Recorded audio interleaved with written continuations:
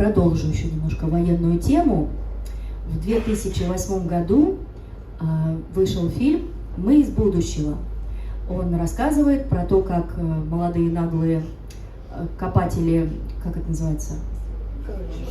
Да, черные копатели, как они попали в прошлое, в события Великой Отечественной войны.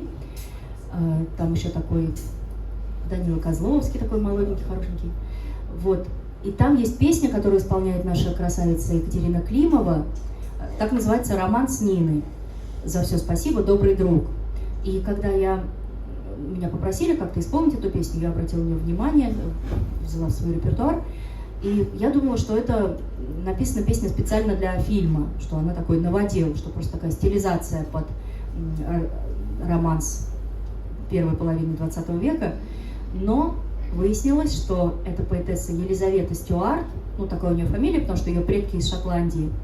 Вот она написала такое стихотворение, а музыка Ивана Бурляева. И это сын всем вам известного Николая Бурляева. Получился такой трогательный романс.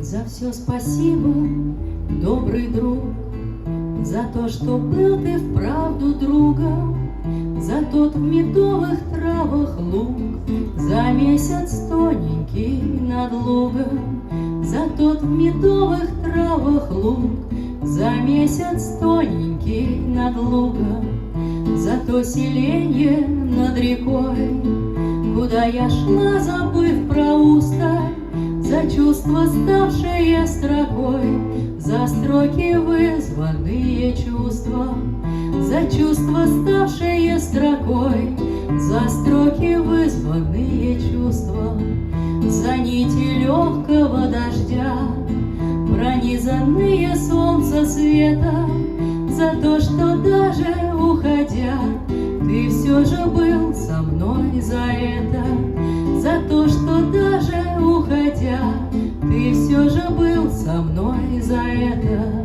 За все тебя благодарю, за блеск реки, за скрипу ключи, за позднюю мою зарю, на миг прорезавшую тучу, за позднюю мою зарю, на миг прорезавшую тучу, за то, что мне любовь твоя порой была нужнее хлеба, за то, что выдумала я тебя таким, каким ты не был.